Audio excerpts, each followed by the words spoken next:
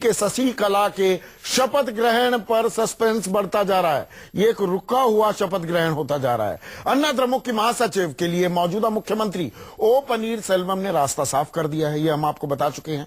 लेकिन राज्यपाल चेन्नई में नहीं है, वो कब आएंगे इसको लेकर अभी तक तस्वीर साफ नहीं है, जिसके चलते शपथ ग्रहण की तैयारियां अटक गई हैं, लटक गई।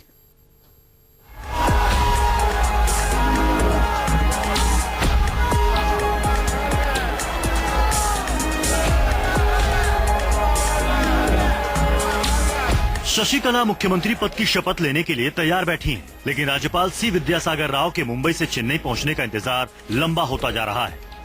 चिन्नम्मा यानी वीके शशिकला को रविवार को एआईएडीएम के विधायकों ने अपना नेता चुना था।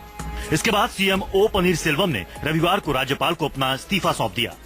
राज्य के प्रभारी गवर्नर सी विद्यासागर राव ने इसे स्वीकार भी कर लिया, यानी शशिकला के शपथ ग्रहण का रास्ता साफ हो गया। लेकिन इसके ठीक बाद राज्यपाल राव अचानक चेन्नई से दिल्ली चले गए और फिर मुंबई रवाना हो गए। राव महाराष्ट्र के राज्यपाल हैं और उनके पास तमिलनाडु का प्रभार भी है। अब चेन्नई में एआईएडीएम के नेता गवर्नर का बेसब्री से इंतजार कर रहे हैं।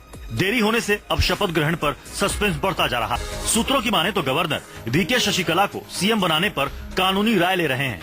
इसकी वजह उनके खिलाफ चल रहे गंभीर मामले हैं। शशिकला के खिलाफ आय से अधिक संपत्ति का केस चल रहा है।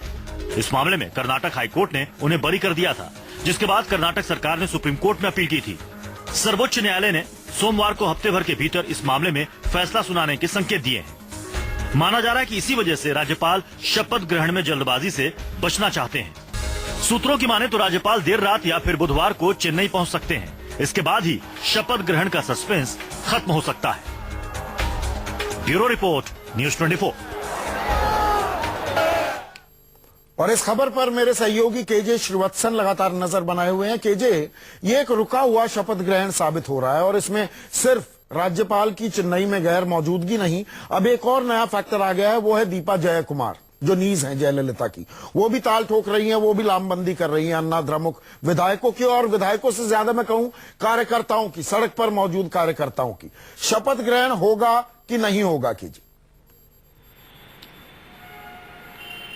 जी देखिए, शपथ ग्रहण होना तय है, क्योंकि नियमानुसार जयललिता को शशिकला को विधायक दल का नेता चुन लिया गया है जयललिता के निधन के बाद। अब इसके बाद अब जो कानूनी प्रक्रिया होती है, राज्यपाल को करना यह चाहिए था कि विधायकों के समर्थन की चिट्ठी जैसे ही राजभवन पहुंच जाती, शशिकला को वे शपथ दिला देना चाहिए था। लेकिन राज्यपाल अच्छी तरह जानते हैं कि इसमें कुछ पेचीदगियां हैं। पहला तो शशिकला के पास कोई राजनीतिक अनुभव नहीं है, दूसरा वे अभी तक कहीं से चुनाव भी नहीं जीती हैं, तीसरा उनके खिलाफ एक हफ्ते के भीतर सुप्रीम कोर्ट से फैसला भी आना है आय से अधिक संपत्ति जैसे बड़े मामले का। तो ऐसे में राज्यपाल खुद जल्दीबाजी में इसमें फैसला नहीं चाहते थे। आज उन्होंने अटॉर्नी जनरल से भी इस पूरे मुद्दे पर कानूनी सलाह ली है और विधि मंत्रालय से भी बातचीत की है कि क्या किया जा सकता है इस पूरे मसले पर। उसी के बाद वे मुंबई रवाना हुए हैं। तो आप ये कह रहे हैं शपथ ग्रहण होगा और राजभवन के बीच कोऑर्डिनेशन की एक बड़ी कमी नजर आई।